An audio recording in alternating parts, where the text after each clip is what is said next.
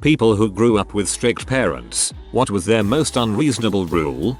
I was called at a friend's house at 11 PM at night because I left 2 t-shirts slung over the chair in my room versus hanging them in my closet. I had to go back to my house and then I was grounded for a week. Upon getting home, my mother had gone through my entire room and tossed every item out of my dresser. She claimed they were messily put in the dresser. Fun stuff.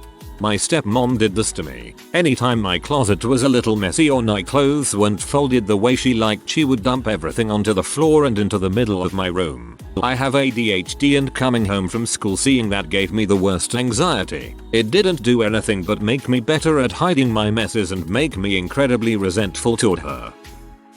My mom was very strict about the ratings of movies and video games. One year for Christmas a relative gave me a copy of Star Wars: Shadows of the Empire for the Nintendo 64. It was a T14 rated game and I wouldn't be turning 13 for another 4 weeks. My mom had my dad drive me to Toys R Us to return the game. We walked into the store and over to the games and he had me pick out an E for everyone rated game. We proceeded to check out and as we went to the car he handed me not only the new game but the game we were supposed to have returned to buy it as well and told me not to let her catch me playing it. That guy deserves a high five. Not my parents, but I had a friend who got it pretty bad. If you want to play for 1 hour, you have to also practice piano for 1 hour. These and other such rules were posted on his bedroom door. I had a friend who wasn't allowed to say the word stupid and tried to report me to the teacher when I said it. A teacher yelled at me and then told me it was okay in private and not to say it around that one kid. Nice guy, though, just had a helicopter mom. My kids are allowed to say stupid but we always taught them that it was never okay using it referring to a person. My oldest is 10 and when my youngest daughter heard her call something stupid she ran to tell on her older sister. My wife and I cracked up laughing when the little one couldn't understand why she hadn't gotten her sister in trouble. My dad didn't believe in periods, and when I cried that I needed feminine products gave me food stamps to buy them. I was humiliated. My parents were pretty slack on everything except one thing. No video games console ever, and no online games on the computer because that's how you get virus and make the computer run slow. So I was playing my morpg when they were sleeping, in a hidden file, in a file, in another file, in another file and I was changing the appearance of every file icon. And this is how you reverse your child's sleep schedule. My mom's curfew was 7 PM and her brother's was 12 AM. Her brother was about 2 years younger than her and my granddaddy's logic was that girls get themselves into more trouble than boys. My poor mother only ever attended church functions for fun until she graduated from high school. My stepmom decided that I was using too much shampoo. She would get a little medicine cup before my shower and pour the designated amount into it. It wasn't ever enough because I had hair down to my butt. I also wasn't allowed to use conditioner. Screw her. I also wasn't allowed to use conditioner. I got a paper route when I was 12 years old. The very first thing I bought with my earnings was a giant bottle of conditioner. I wasn't allowed to cross any streets until middle school. Thus, my best friends were the ones who lived on the same block as me. When I was in 5th grade I wrote some stuff in my diary about masturbating. And like a month later, my mom went through all my stuff. She would randomly go in my room, tear it apart, I'd always get in trouble for something, and then I'd have to clean up the mess and be grounded for whatever amount she felt like that day. So anyway, she found that diary entry. She picks me up from school and won't talk to me. I get home, my door was removed from my room, that diary entry was taped on the wall, and I was threatened with a belt if I didn't answer all her invasive questions. Fricked up. Way to give a kid a complex about their sexuality. Mom hits me with kitchen utensils and yells that I am not allowed to put my hands up to defend myself from her strikes. I am not allowed to do the following: use the washing machine, wash the dishes, pull the weeds, vacuum outside of my room. I must ask to use the vacuum. I can't cook a meal. I can't have the remote. I get instructed on how to use the microwave that I've been using for years, and if I ask where we are going I get told out and I have to dress in jeans, a shirt and running shoes no matter how hot because he doesn't like shorts, and no jacket no matter how cold. We could not listen to music with guitars in it. I will never forget the day my brother was listening to Sabbath Bloody Sabbath and my father took the radio and threw it through the window. Spent my childhood listening to Richard Marx and Michael Bolton. Thanks Dad. For every minute I was late coming in from curfew, I got grounded a week. I once spent 10 weeks grounded due to a sobriety checkpoint. Whoa, for me it was every minute late is a minute earlier the next day. Mine is logical, yours is insane. We couldn't go sledding during the winter, or any other season, obviously, because my mom was a neat freak and didn't want snow slogged into the garage. So, no snow playing of any kind, really. Never built a snowman. Did go sledding when I was an adult. It's pretty great. All of our clothes in our closet had to be arranged by color, descending in order by shade. So, for example, midnight blue at one end of the blue section, and Tahil blue at the other. There was a system in place for colors, too, so if the yellows were by the purples, for example, there'd be heck to pay. No shoes on in the house under any circumstances. Was super uncomfortable when my brother's friend, who had prosthetic legs and always had shoes on, came over and didn't take his shoes off. Mum got really mad and confronted him. No Legos or puzzles allowed, as they make messes and look like disorder. I freaking love puzzles as an adult. One of my favorite hobbies.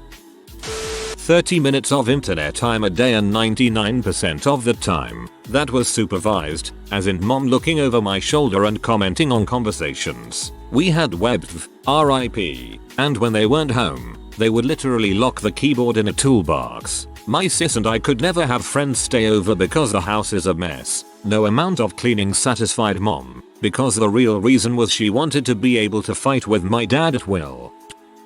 I had to write essays on TV shows that I wanted to watch, in order to have them unblocked by the parental controls. I remember writing a riveting piece on the educational and cultural benefit of Disney's That's So Raven. Also, I wasn't allowed to watch PG-13 movies, even after turning 13. Wasn't allowed to rest my head on my hand with my elbow on any table while there was also food on that table. If my parents found out I was going too fast in my car, small town, so other parents would snitch on me pretty regularly for going 10 over. I had to pay my parents speeding tickets. Also, they would make me pay for the whole family's phone bill if I texted a boy. By the time I moved out at 17, I had given them well over $1,000 in punishment money earned at the Sonic drive-in.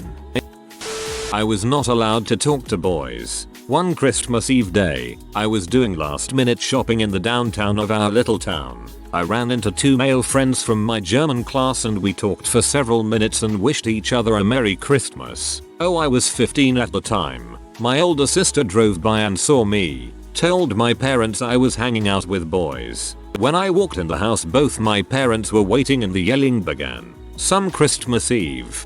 Sneak.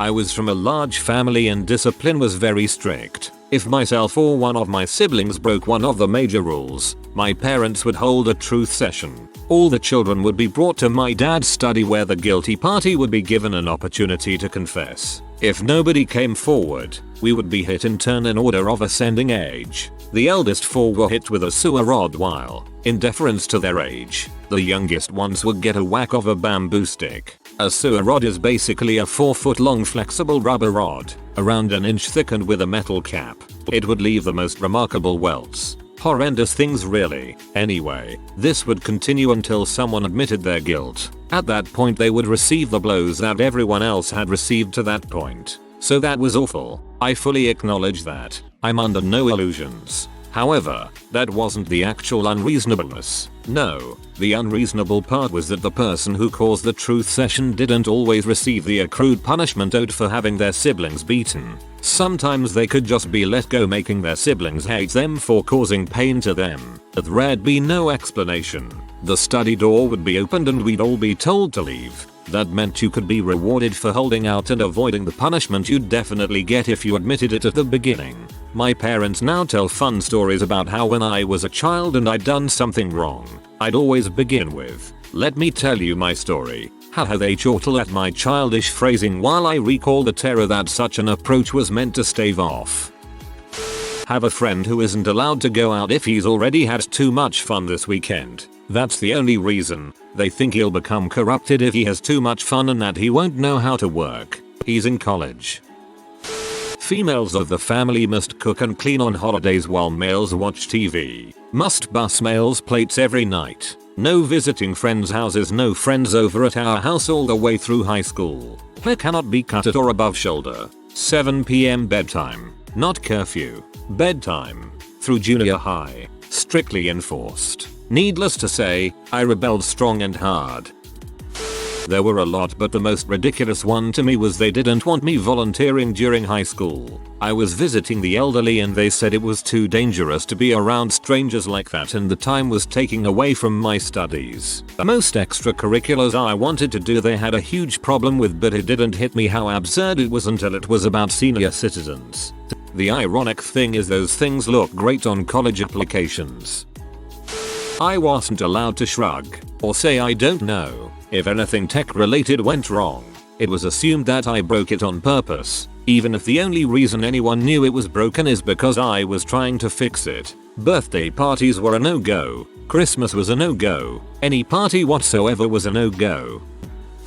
My father was very strict. I wasn't allowed to have alone time with my mother. He beat the crap out of me constantly. But the oddest thing that still bugs me to this day is that he would burn all my things as punishment. And I get it. Seeing my toys and valuables burning sucked, and I probably learned some lessons. But he not only burned toys, he would burn everything. Every year or so for school we would go to Meijer and buy me new school clothes and shoes. He would also burn those, like sometimes days after he bought them. At 8 years old I remember thinking, you now have to buy me more clothes. But that wasn't the point, I suppose. He once took me to the Palace of Auburn Hills in Detroit to see the Globetrotters one year, and during the night he bought me a Globetrotters basketball and jersey. We had a fun night. The very next day, I had left something on the floor in my room and his punishment, among other things, was to burn the basketball and jersey he bought for like $150 less than 24 hours earlier. It just never made sense to me. My friends would joke about it all throughout middle and high school. Seriously, one of the psychopathic answers on here. Sorry you had to live with that. This blew my mind. I was not allowed to wear makeup or shave until 16.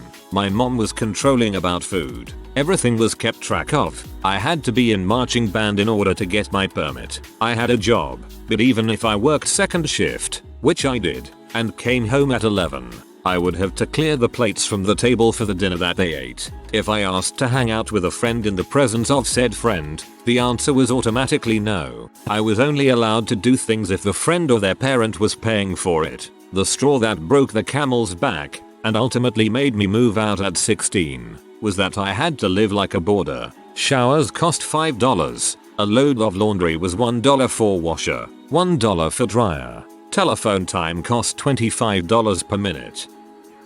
No trends or passing fads. Pokemon, banned. Barbies, banned. Beanie Babies, banned. PlayStation Gamma Boys, banned. Anything particularly fashionable or popular regardless of actual merit was met with derision, and we'd be mocked for even suggesting interest. We were achingly frumpy kids with interests and cultural references, or lack thereof, that isolated us from our peers, and they wondered why each of us were bullied.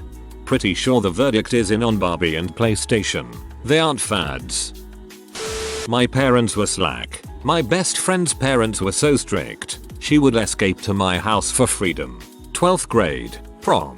Her parents allowed her to go to prom but said she wasn't allowed to dance. We all went to prom, had fun dancing, until she saw her parents standing at the back watching. She then moved out for university. After her first year, she came home to work for the summer. She had been on her own for a year and supporting herself, and her parents gave her a 9 p.m. curfew. She spent a lot of time at my house that summer. She was married by the next summer and didn't have to deal with it.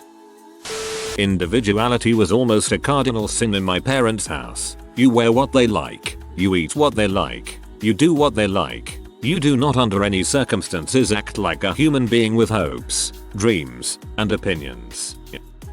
My mom was insanely controlling about food. Weird rules were in place like 1 slice of lunch meat per sandwich. No one but her was allowed to cook. She'd make one giant batch of spaghetti or something and we'd have leftovers for days. So she only had to make dinner twice a week. She did not work or anything, just didn't like cooking every day. Breakfast was cold cereal and you'd only be allowed a small bowl with just enough milk to moisten it. Occasionally she'd bake something she called corn toasties, which was simply cornbread baked in a sheet pan. She'd cut them into squares and fill the freezer with them and we could have one of those for breakfast as an alternative. Once when I was 14 I bought a pack of hot dogs at the store, snuck them home, and lit the grill. I was almost done cooking them when she came out screaming about fire hazards and swatted the plate out of my hand. She had been making spaghetti. What an ungrateful little bastard I was. So then she orders a pizza for the rest of my family, wraps individual servings of spaghetti in freezer paper,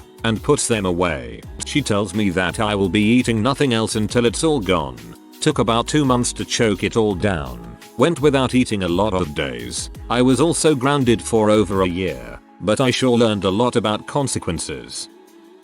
Oh god, I wasn't allowed to go out, like ever. If I was gonna hang out with someone it had to be on the weekend, planned at least a week ahead, and my parents had to meet their parents and drive me there. They would come get me before the sun went down. Not a rule, but if I got up to go to the bathroom in the middle of the night or was reading because I couldn't sleep, my mom would come screaming up the stairs, "Why are you up?" and sometimes hit me. I wasn't allowed to close the door in my room. There's more, but that's what I can think of right now. Mostly my mother would just yell about everything. My parents actually removed the door from my room when I was like 16. I got it back when I started sleeping naked. Not my parents, but my high school friend had very strict parents. This was shortly after 9/11 and the anthrax scare. It was Halloween evening and a group of us were supposed to head out and light fireworks around the neighborhood. Well, my friend wasn't allowed to come out that night because his mom was worried about terrorists bombing our city with anthrax. We live in Canada. No TV or rock music. Both were of the devil. I did watch some TV when at a friend's house and I mostly listened to the music I liked, but I did miss out on some TV series that my friends talked about. I feel you on all of this. We only had a TV because a friend was moving away and wanted to give away their TV, but it was barely used, and non-gospel music was universally banned. Was forced to drop out of school in the 5th grade because my grandmother believed that most people have no souls and were demon possessed. She said that the world was unsafe to roam freely because Satan was trying to corrupt God's children. This led to a very sheltered life and very silly things like having to pray over every individual item that entered the house. Food, toiletries, dish soap, you name it. I'd get woken up at 2 AM to be screamed at for 3+ hours over something God had told her that I did wrong. So yeah, I guess the most unreasonable rule I grew up with was not being allowed to leave the house. Not my parents, but my best friend's parents were insanely strict growing up. When we were pre-teens and sleepovers were all the rage, if we wanted to have one, we literally lived on the same street. It's a 2-minute walk between our parents' houses. We had to plan it at least a month in advance, if not more. Even then, for whatever reason, her parents would only agree to them rarely, so really we'd only get to have like 2-3 a year. One time I started getting sick at school on a Friday and we had planned a sleepover, ages ago as usual, for that night. I was feeling absolutely awful but tried my best to stay at school because obviously if I went home sick the sleepover would be called off. Made it to lunch and then the teacher called me over and said I was white as a ghost and burning up and had to go home. My best friend and I were devastated. Sad day. Dad was a narcissist. Biggest rule in the house was not to make any noise around him. If he was home the whole house got quiet and tense. Even my mom used to eat her cereal in the bedroom because she'd get in trouble for chewing crunchy food. Now she's long rid of him and married to a way better guy, but she still apologizes for eating crackers. Once got electronic access taken away because I don't share myself. Jokes on them, I'm still a recluse. Can't fix what ain't broken. Reminds me of what my mom said a few years back when she took away my phone. Apparently I wasn't functioning correctly. I did my chores, made dinner, had good grades. No idea what that means to this day.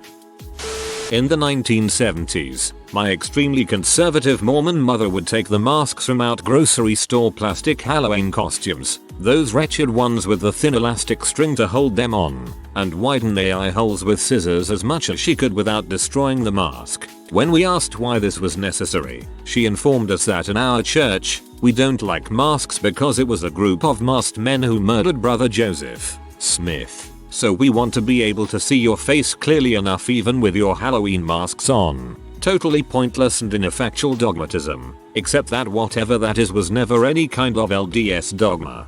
There's a rule about masks in the church building, so costumes shouldn't have masks, but I just assumed it was a safety thing. We need to know who you are type thing. So maybe your mom added her own reasoning behind it without actually knowing what was up.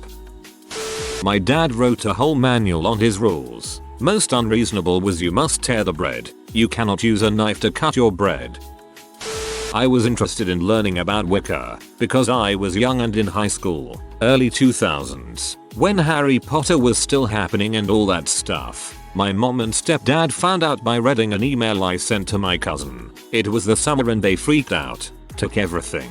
I couldn't read. I couldn't listen to music. I couldn't watch TV or movies with the family. I couldn't hang out with friends. Couldn't talk to my cousin anymore. Basically anything that might bring me pleasure was taken. They made me do chores all day, would go on family outings without me. Soon I became a shell of a person. I was going to kill myself. I just was scared of death, so I decided not to go through with it. So I turned myself off. They hated it. They weren't getting a rise out of me anymore. Anything they said to me, to extending my sentence I wouldn't react to. Since their narcissism relied on a victim, I wasn't a source anymore. So they extended my grounding even further. They could have told me to go pick up dog crap in the backyard with my teeth and I wouldn't have flinched. My stepdad's family, just as terrible, would come over and belittle me as well. I was told to smile. So I'd humor then and flash an empty smile for a second and return to my blank expression I had to find solace in. All this to save me from going to heck. The only thing that saved me that summer was my visitation with my dad. My mom and stepdad tried to paint him in a bad light like HR was the abusive one. Even as a kid I knew my dad didn't make me feel as bad and empty as they did. I eventually got through it. Years later, about 4 years ago now, I ended up working at a job, unexpectedly, with a girl I used to play with in the neighborhood. I always wondered why she stopped showing up when I wasn't home or in another part of the house. She came to the door and asked to play. One of my parents opened the door and told her I didn't want to play with her anymore. I always wondered why she never hung out with me or talked to me. Even finding this out in a more recent term, I cried and apologized to her. I could have had a great friendship with a lot of people, but they just wanted to alienate and control me. Unfortunately, this is just the tip of the iceberg. I don't talk to them anymore, but I still live in the same city as them and I have a lot of social anxiety because of that. One of my roommates exhibits some of the behavior my parents were so kind as to bestow on me. It's making things difficult to handle. I just want people to be happy and live in a healthy environment. It's so fricked up that the biggest monsters in the world are the people closest to you. One of my parents opened the door and told her I didn't want to play with her anymore. That's horrendous. If you are new to the channel, you can subscribe. I publish new videos every day. Until then, check another video.